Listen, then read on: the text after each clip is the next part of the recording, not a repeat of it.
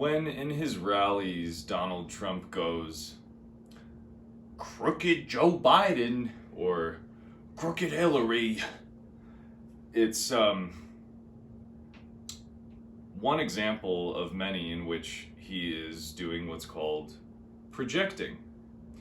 You see, he himself is so crooked on the inside and so insecure about this, he's unable to actually process it like a healthy human being, and so he uses it internally to then project outwards at the people he would deem to be his enemies, or just folks that he would like to throw under the bus and make fun of when he does these disgusting impressions of people, like that one when he was like, oh, I don't know what I said, or whatever the hell, making fun of someone who was obviously intellectually disabled, impaired, and so forth.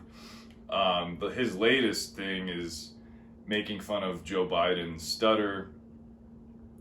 But I don't bring up Trump to just, indulge in a discussion on him. He's not worth that amount of time.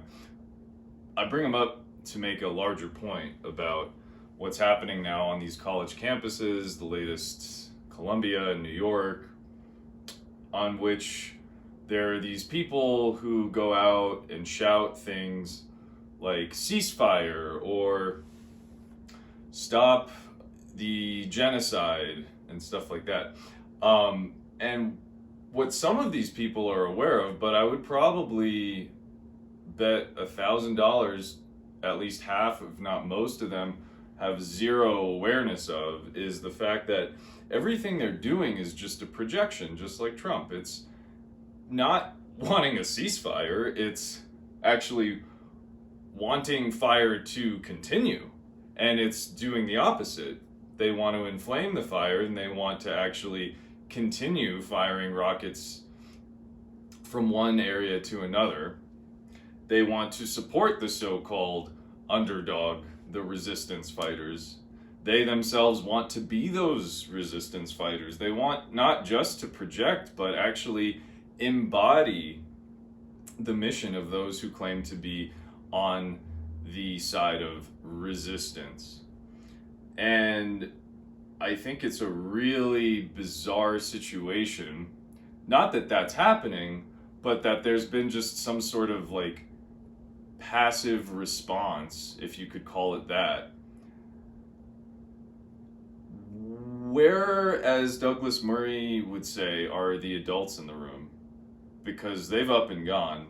They've been gone for a long, long time.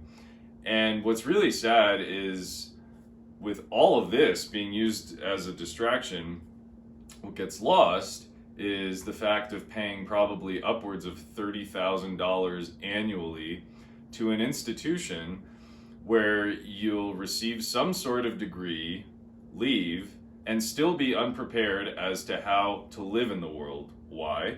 Because these institutions don't serve as educational environments. Not anymore, at least. They may have at some point in time.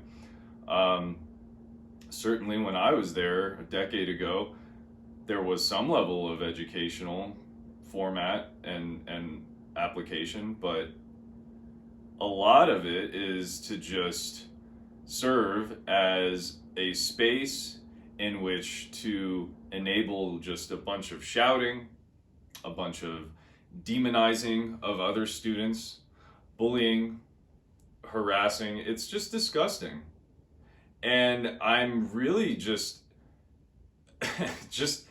entertained by the level of stupidity that's out there today, and the lack of leadership, and the lack of action that people should be taking. It is disheartening, but I'm entertained by it because, thank God, I don't have to be part of it.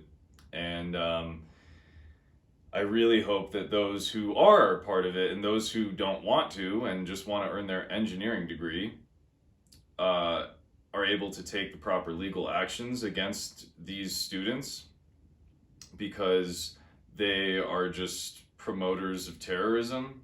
They don't have any place on a college campus.